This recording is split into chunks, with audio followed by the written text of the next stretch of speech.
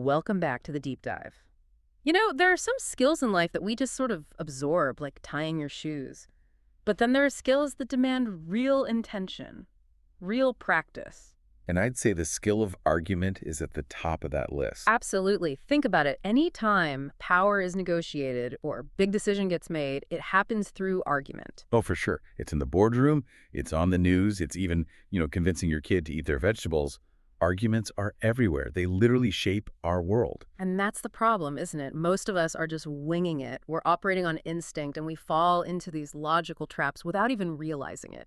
We get persuaded by the loudest argument, not necessarily the best one. Which is why you need a toolkit, a rule book. Exactly.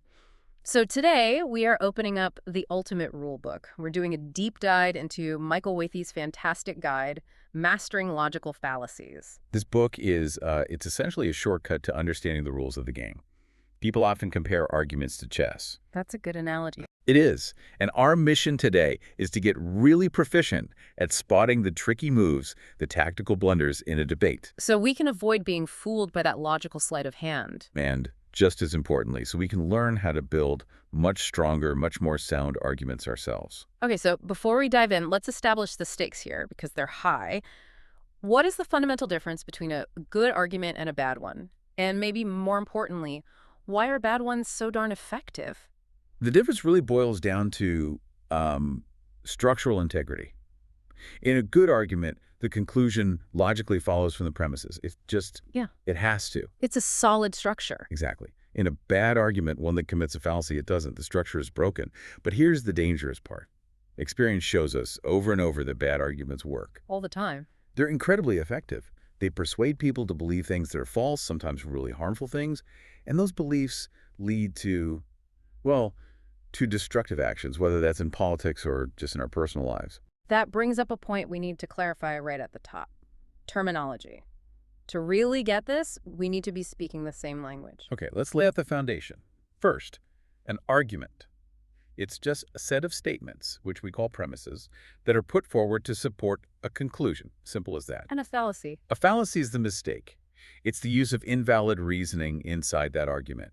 It's the logical foul play. Okay, and this next one is key, the distinction between validity and soundness. This is where I think a lot of people get tripped up. They do. An argument is valid if the structure works, if the conclusion logically flows from the premises.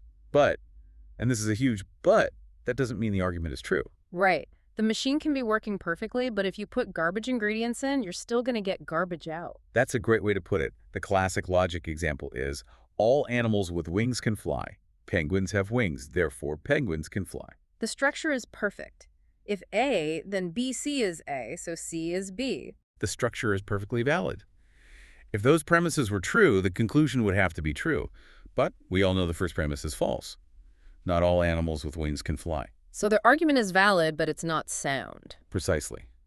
An argument is only sound if it's both valid and all of its premises are actually true in the real world.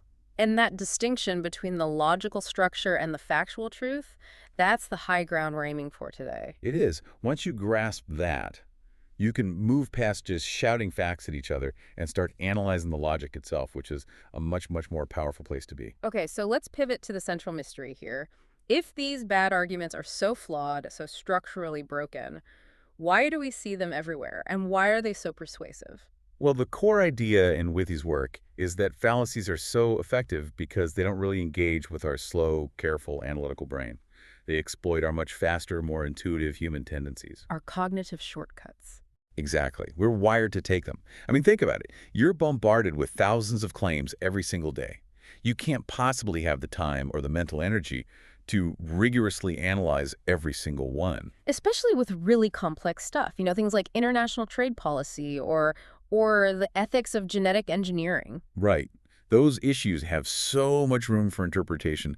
And in those debates, it's often the most persuasive argument, the one with the best rhetorical flair that wins the day, not necessarily the most logically sound one. We just default to the path of least resistance. We do. Yeah. But the book makes a great point. Once you become aware of these logical abuses, once you can actually put a name to them, you develop a kind of internal alarm system. You start spotting them everywhere. So let's look at those vulnerabilities they exploit. starting with cognitive shortcuts and social pressure. The most common one, and you see it constantly, is the appeal to common belief. In Latin, argumentum ad populum. The bandwagon fallacy. Basically, yeah, the logic is simple. Everybody believes P is true, therefore P must be true. It taps into our deep-seated trust in the so-called wisdom of crowds. Which, as the source points out, often turns out to be the madness of crowds, right? It's how urban legends get started. For sure. The idea of crocodiles living in the New York sewers, why did that persist for so long? Because everyone knew it was true. So it must be. And it's tied to our social identity. If everyone in my family, my political party, my social circle believes something, questioning it isn't just an intellectual exercise. It's a social risk. You risk being cast out. It's just easier to conform. But we have to remember, history is just a long story of majorities being profoundly wrong about almost everything. Popularity is not a substitute for evidence. So beyond taking shortcuts, fallacies are also masters of bypassing our logic centers entirely and going straight for the emotions. Oh, absolutely. This is where logic often loses the fight. Emotion is just. It's more immediate. It's more forceful. If I can make you angry enough or scared enough, I don't need a valid argument. Your reason just gets shut down. Completely. Take the appeal to anger or argumentum ad odium. This isn't about proving a point. It's about weaponizing an audience's existing bitterness or spite against some outgroup. We see this in politics constantly. The source brings up Donald Trump's rhetoric, for instance, those wild denunciations of the media or the establishment. And from a purely logical standpoint, a lot of those claims didn't hold up. But that wasn't the point. The point was to tap into a pre-existing anger and mobilize it. It was incredibly effective. And the mistake, logically, is that your feelings don't change the facts. Exactly. How you feel about a proposition has zero bearing on whether it's true or false. And the same thing goes for the appeal to fear. Argumentum ad metum. This one is everywhere. Buy this product or something terrible will happen. Right. Fire and brimstone, preachers threatening hell, advertisers telling you your house is a death trap without their specific baby-proofing product. It's all the same tactic, justifying a conclusion by making you terrified of the alternative. So how do we draw the line? I mean, sometimes fear is justified, right? A public health official warning about a pandemic is appealing to fear, but for a good reason. That's the key distinction. Yeah. Grounding and proportionality. The official's appeal is based on data, on a real, verifiable threat. That's not a fallacy, that's just a valid warning. Okay. It becomes a fallacy when the fear is ungrounded or wildly exaggerated to push an agenda. Think about a government arguing for an invasion based on the fear of some secret arsenal. Right. If they can't actually prove the arsenal exists, they're using fear to plug a massive hole in their evidence. They're demanding you act on panic instead of proof. Precisely. And that brings us to the last piece of this puzzle. Rhetorical misdirection. The logical sleight of hand. Which is really the core danger, isn't it? Because everyone around us, coworkers, family members, officials, they all have an interest in convincing us of things that might not be true or might not be in our best interest. And we have to be able to spot the trick. Once you see the logical trespass, then you have to decide how to respond. And the response can vary. The book says sometimes just naming the fallacy, that's an ad hominem attack, can be really powerful in a formal debate. It adds that gloss of authority, as he puts it. But in a casual conversation with, say, a relative, that might just come off as arrogant. So sometimes a more subtle approach is better, just gently steering the conversation back to the actual facts. Right. The goal isn't always to win, it's to get to the truth. And maybe the most important takeaway is that learning to spot these vulnerabilities in other people's arguments is the best way to spot them in your own. It makes you a better thinker. And a better, more honest arguer, which is the ultimate goal. Okay, to really master this, we have to get into architecture. You mentioned this earlier, the big divide between the two main categories of fallacies, formal and informal. Right. This is a crucial distinction. It basically tells you where the argument went wrong. Was it the blueprint or was it the building materials? So let's start with the blueprint. Formal fallacies. What defines them? A formal fallacy is an argument that is just wrong because of its structure, its form. It violates the basic codified rules of logic. So the content is irrelevant. Almost entirely. The argument is deductively invalid. And because the error is baked into the architecture, you should always reject these arguments. The foundation is cracked. The book gives that classic example. All pigeons are birds. Tweety is a bird, therefore Tweety is a pigeon. And you can hear the problem right away. The logic feels off. Tweety could be a canary or an eagle. Right. If I swap out the content, the flaw is even more obvious. All dogs are mammals. My cat is a mammal. Therefore, my cat is a dog. See, the structure itself is broken. It fails to account for other members of that larger category. The main formal fallacy we'll break down later is one called affirming the consequent. Okay, so that's formal, broken blueprint. What about the other side? Informal fallacies. Now, these are much trickier and honestly much more common in everyday life. With an informal fallacy, the conclusion doesn't follow from the premises, but not because of a structural logic error. So what's the problem then? The problem is in the content, the strategy being used, the context. It's things like appeals to emotion, faulty generalizations, playing games with language, that kind of thing. So diagnosing them is harder. You have to look at what's actually being said and why. Exactly. You have to analyze the content and the intent. Take a circular argument, for example.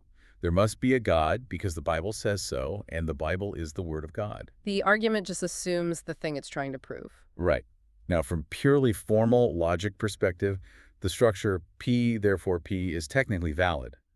But as a tool of persuasion, it's completely worthless if you don't already accept the premise. You can't just reject it based on the form. You have to look at the content and say, this is useless, it doesn't prove anything. That's it. So the vast majority of fallacies we're going to talk about today, the ones you see in ads and political debates, are informal. They exploit psychology and language, not the pure mathematics of logic. Okay, that's a really clear distinction. Formal fallacies are like broken code, they just won't run.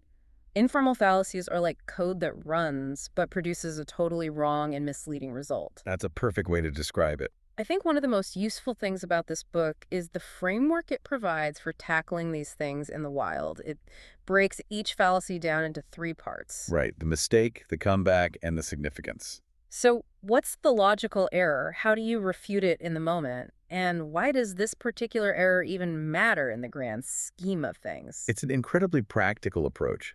It's not just about memorizing Latin names. It's about building a real-time response capability. So let's apply that template. Let's start with maybe the most common and frankly laziest attack out there, the abusive ad hominem. Oh, the classic, yeah. The structure is dead simple. Person A makes some claim, let's call it P. Person B can't refute P, so instead they say person A is a bad person, they're dishonest, and they're stupid or whatever. Therefore, claim P must be false. It's an attack on the person, not the argument. The book uses that great historical example of the Roman orator Cicero. Yeah, his opponent, Metellus Nephos, couldn't beat him on the legal merits of the case, so he just kept attacking Cicero for his humble origins. He'd just heckle him, Cicero, who's your father? Trying to discredit him by pointing to something totally irrelevant about his background. Exactly. And that brings us to the mistake. It's pure, unadulterated irrelevance. The character, background, or motive of the person making an argument has absolutely no bearing on the logical validity or factual truth of the argument itself. It doesn't matter if a saint or a sinner says 2 + 2 = 4, it's still 4. As Galileo supposedly said, and yet it moves. The truth is the truth, regardless of who says it. The argument must be judged ad rem on its merits, not ad personam against the person. So, the comeback. In a formal debate, you just point out the irrelevance. You say, that's an ad hominem. Let's get back to the actual topic. But Cicero's comeback was a masterclass in rhetoric. After being asked, who's your father, one too many times, he shot back, in your case, your mother has made the answer to this question rather difficult. Ouch. A devastating way to shut down the attack. It completely turned the tables. Now, for this significance, this isn't just about petty insults. Ad hominem attacks on a person's race, class, gender, or identity are especially toxic because they poison the well of discourse. They replace reasoned debate with tribalism and character assassination. And that's a dead end for any kind of productive conversation. Okay, from the simplest informal fallacy to a purely formal one. Let's tackle that one you mentioned earlier, affirming the consequent. The so-called modus morons. The foolish way, yes. This one is a bit more technical, but it's a fundamental error in how we reason. The structure is, if P is true, then Q is true. Then you observe Q is true. The fallacy is concluding, therefore P must be true. You're reasoning backwards incorrectly. You are. You're confusing a necessary condition with a sufficient one. P is sufficient to cause Q, but Q could be caused by 100 other things. So Q is not proof of P. The book uses the perfect pop culture example for this, Homer Simpson's Bear Patrol. It's brilliant. Homer starts a bear patrol in Springfield. A week later, he's bragging to Lisa. He says, not a bear in sight. The Bear Patrol must be working like a charm. And Lisa, the voice of reason, has to point out the flaw. His logic is P1. If the Bear Patrol is effective, there will be no bears. P2. There are no bears. Conclusion. The Bear Patrol is effective. But that's the mistake. He's affirming the consequent. The absence of bears cue doesn't prove the patrol's effectiveness. Right, because as Lisa points out, Springfield never had a bear problem to begin with. The consequence, no bears, existed long before the supposed cause. So the comeback here is pretty straightforward since it's a formal error. You just point out the logical violation. And Lisa does this perfectly with her own absurd example. She holds up a rock and says, "By your logic, I can say that this rock keeps tigers away." Homer is confused, and she says, "Look, it works. You don't see any tigers around, do you?" It exposes the absurdity of the flawed structure. It does. And the significance is huge. This fallacy is the basis for so much superstitious thinking and false credit-taking. A politician enacts a policy, the economy improves for unrelated reasons, and they stand up and say, "See, my policy worked." They're affirming the consequent, taking credit for an outcome they didn't necessarily cause. Every single time. It's a critical flaw to be able to spot. Let's move to another really common one, begging the question, or circular reasoning. Petitio principii. This is an argument where the premises already assume that the conclusion is true.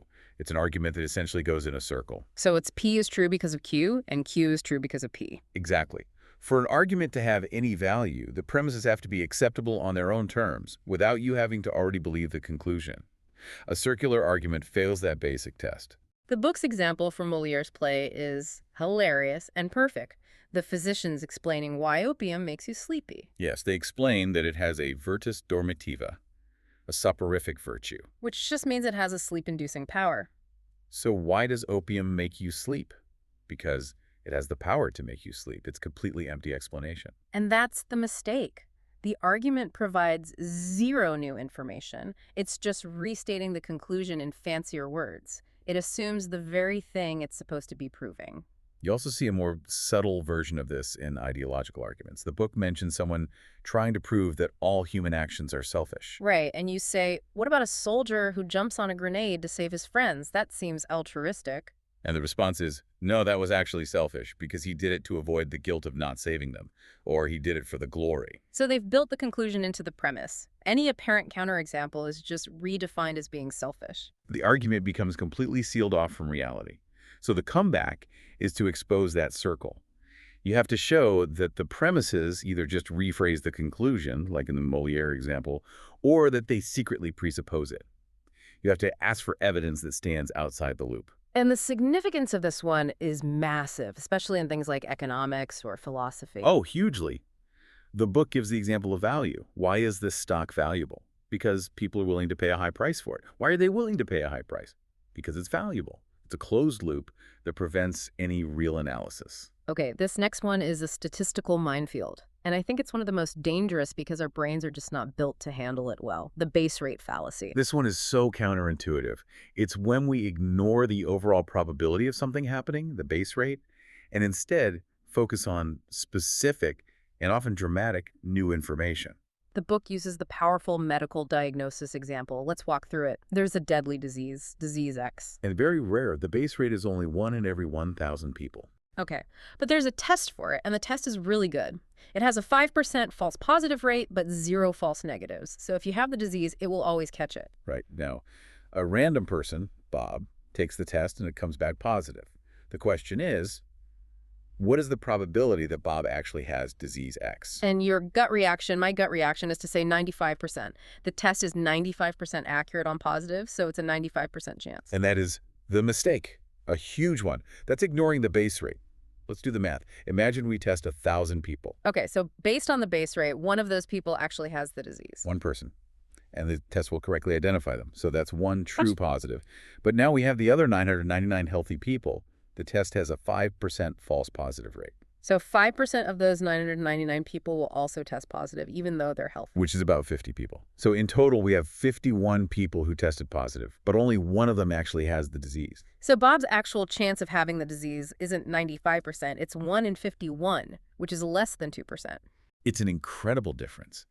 And you can imagine the terror and bad decisions that come from that initial 95% assumption. This fallacy is everywhere. In faith healing, for example. Someone claims to have cured 20 people of cancer. Sounds amazing. But if they treated 400 people and the natural remission base rate for that cancer is 5%, then you'd expect 20 people to recover anyway. The miracle is just a statistical norm. So the comeback here isn't a witty retort. It's just math. It is. You have to demand statistical rigor. You have to ask, what is the base rate? What's the sample size? It's the only way to fight back against misleading anecdotes. And the significance is that it's so hard to do that math in your head during a fast-paced debate. It's why this fallacy is so powerful in manipulating public opinion on things like crime or medical treatments. It preys on our inability to think like statisticians. Okay, one more for this section, the fallacy of division. This feels like the opposite of a stereotype. It is, in a way. The fallacy of division is when you assume that if a whole thing has a certain property, then all of its individual parts must also have that property. The simple example being, this car is heavy. The car is made of nuts and bolts.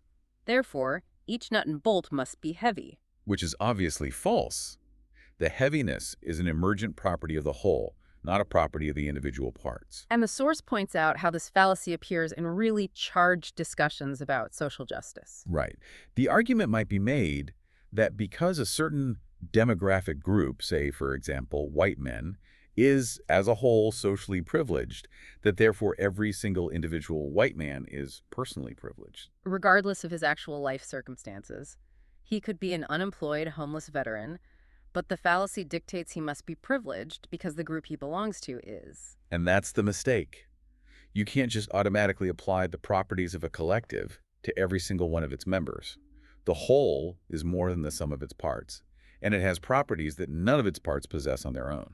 So the comeback is to point out that category error. You have to show that the property being discussed belongs to the group as a collective and doesn't necessarily trickle down to each individual. And you can contrast it with its opposite, the fallacy of composition, which is wrongly assuming the whole has the properties of its parts. Like saying, every player on this team is a superstar, so it must be the best team. When in fact, they might have terrible teamwork and lose every game. Exactly. Okay, let's zoom out a bit and look at how these fallacies get weaponized, how they are used as intentional tools of manipulation in the real world, starting with politics. Politics is a minefield for this stuff. Let's look at a more nuanced version of the ad hominem attack, the circumstantial ad hominem, or the appeal to motive. This isn't just saying you're a bad person, it's more specific. It's saying your circumstances or your motives make your argument untrustworthy. Right. The classic example given is if the CEO of a major oil company gives a presentation full of data showing that their new drilling project will have negligible environmental impact. And the activist in the crowd stands up and says, "We can't believe a word you say. You're just saying that to get the drilling permit and make billions of dollars." Now, the significance here is really subtle and important. Is the activist committing a fallacy?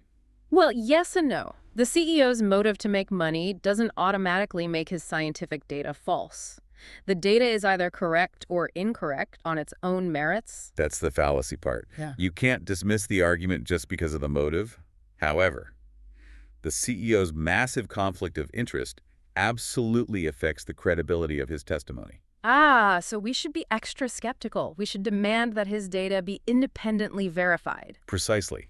You don't dismiss the argument out of hand, but you do treat the source with extreme prejudice. It's the difference between prudent skepticism and fallacious dismissal. The book mentions that famous quote from the Profumo affair in Britain. With Mandy Race Davies. Yes, when she was told in court that Lord Astor denied having an affair with her, she just famously replied, well, he would, wouldn't he? His testimony is worthless because his motive to lie is overwhelming. And that's the comeback.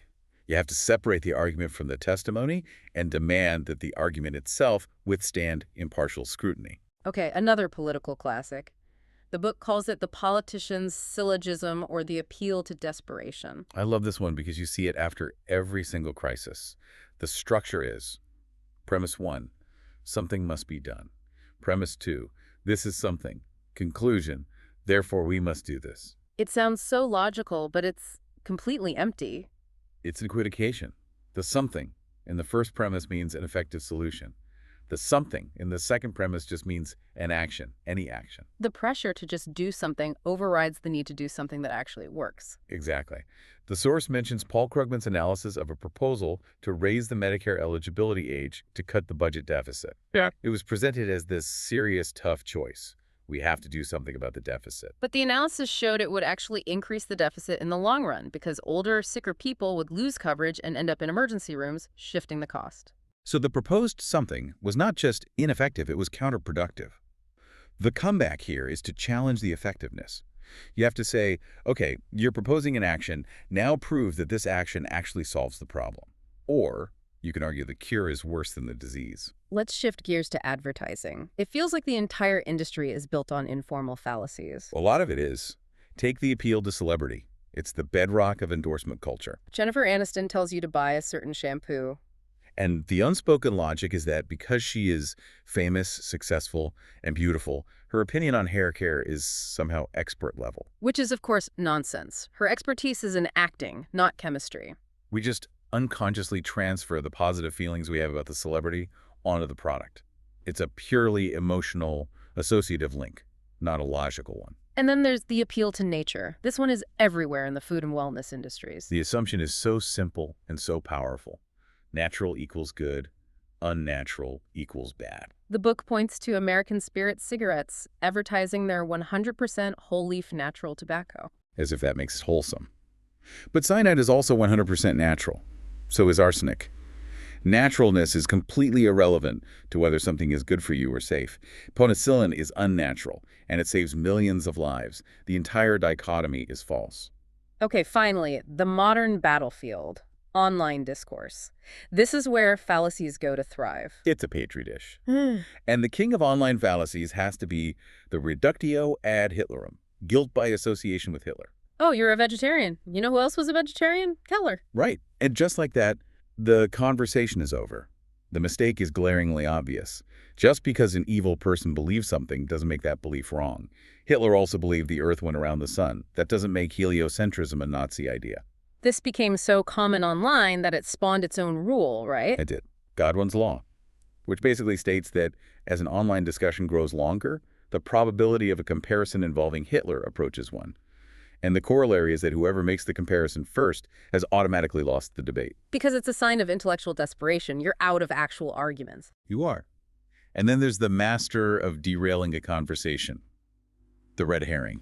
This is introducing a totally irrelevant topic to distract from the main argument. The book uses the all-time greatest example of this, the Chewbacca defense from South Park, where the lawyer is defending his client in a clear-cut case, and his closing argument is all about how it does not make sense that Chewbacca, an 8-foot-tall Wookiee, would live on the planet Endor with a bunch of 2-foot-tall Ewoks. It's complete utter nonsense. It has nothing to do with the case, but it's so confusing and passionate that it completely muddles the jury's thinking and he wins. And that's the danger of the red herring. It forces your opponent into a trap. Do they waste time and energy refuting your irrelevant point? Or do they ignore it and look like they can't answer you?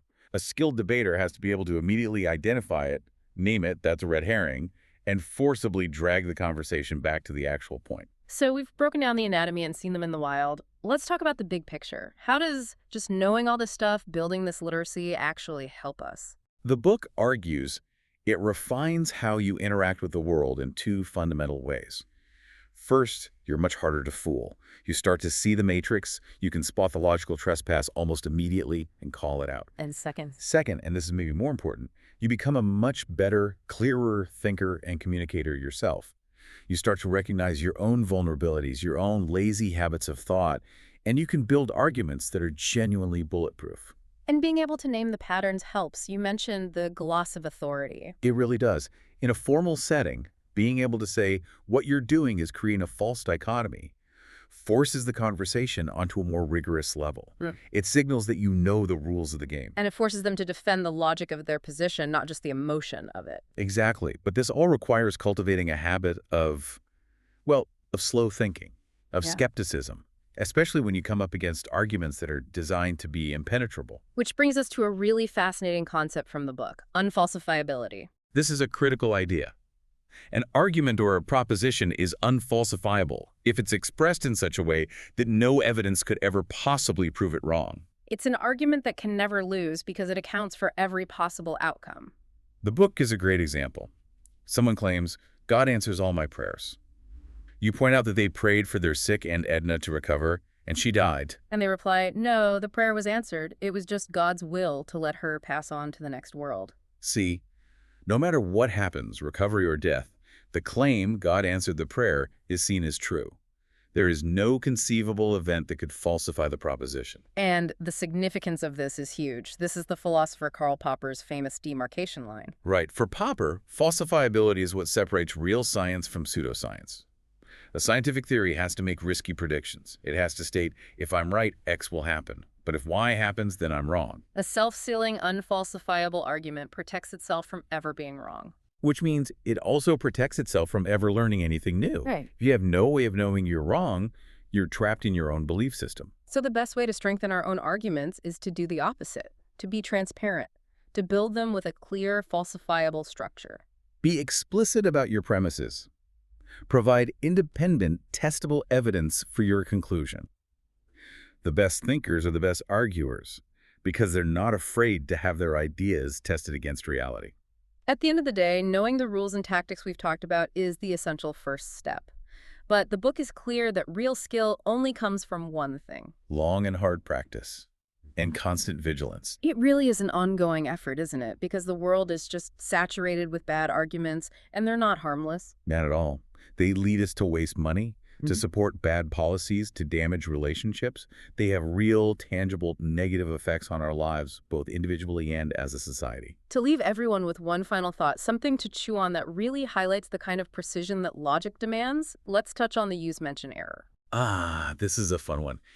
It's the error of confusing a word itself with the thing that the word refers to. It sounds abstract, but the example makes it really clear. Okay, so if I say, my son is Adam, I'm using the word Adam to refer to a person. You're pointing to the concept of your son. But if I then say Adam has 4 letters, I am now mentioning the word itself. I'm talking about the linguistic object ADAM. Two totally different categories. And the absurdity happens when you mix them up. My son is Adam. Adam has 4 letters. Therefore, my son has 4 letters. It's a silly example, but it's a powerful reminder of how critical it is to be precise with our language and our logic. We have to be clear about whether we're discussing the map or the territory itself. A perfect final thought. Keep that razor-sharp sense of precision and a healthy dose of skepticism in mind as you navigate the arguments you'll undoubtedly face today. Thanks for joining us. If you'd like to watch the mini explainer for this topic, click the link in the description and explore the full Critical Thinking Deep Dives playlist for more long-form episodes.